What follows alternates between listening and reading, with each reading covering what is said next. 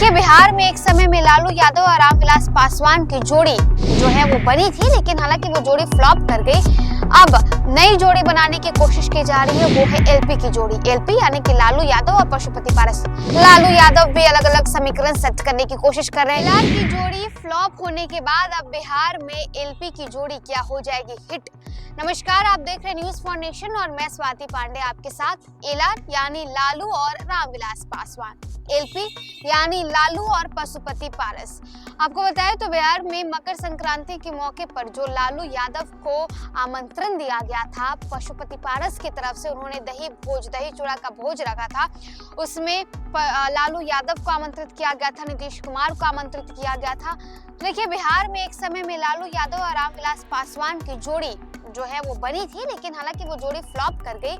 अब नई जोड़ी बनाने की कोशिश की जा रही है, वो है एलपी की जोड़ी। एलपी यानी कि लालू यादव और पशुपति पारस। बिहार विधानसभा चुनाव को महज कुछ महीने ही शेष हैं। ऐसे में चुनावी तौर पर जो है रणनीति और कूटनीति बनाने की कोशिश अलग अलग पार्टियों की तरफ से, अलग अलग नेताओं की तरफ से की जा रही है।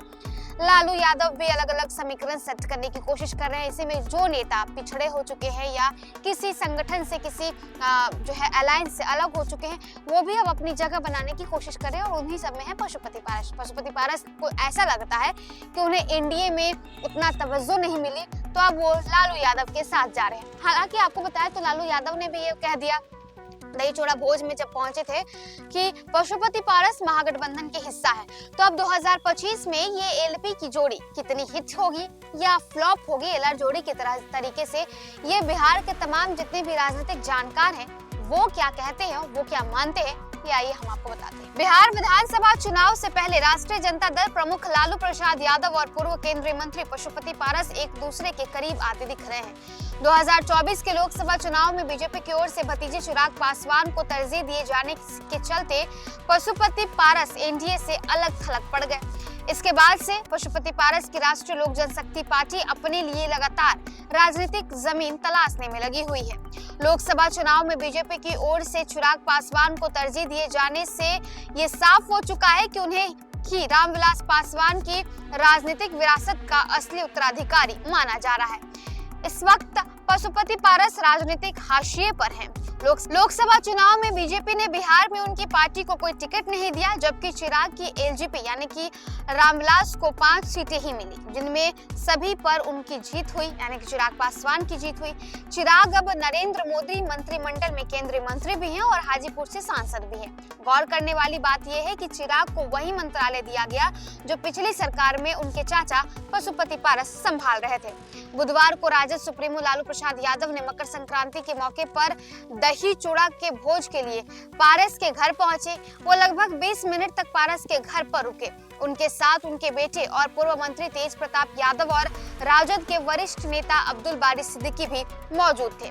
पशुपति के घर से निकलते समय पत्रकारों ने लालू यादव से पूछा कि क्या पारस के नेतृत्व वाले महागठबंधन में शामिल हो सकते हैं। इस पर उन्होंने हाँ में जवाब दिया।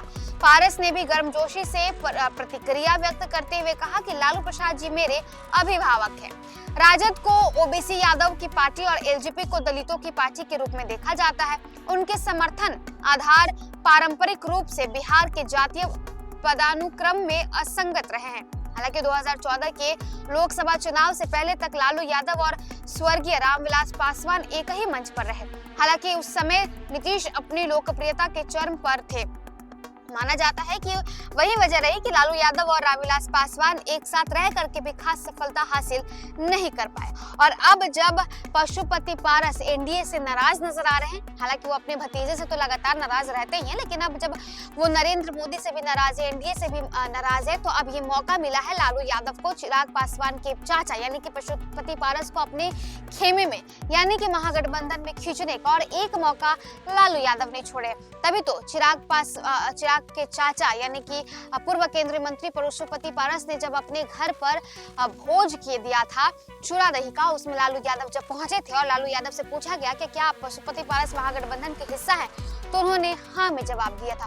तो देखिए अब बिहार में एक नई जोड़ी बन रही है और ये जोड़ी है एलपी की जोड़ी यानी कि लालू और पशुपति पारस की जोड़ी। अब ये जोड़ी 2025 में कितना रंग दिखाएगी, फ्लॉप करेगी, ये तो भविष्य ही तय करेगा। फिलहाल इस वीडियो में बस इतना ही। आप देखते रहे न्यूज़ फॉर नेशन।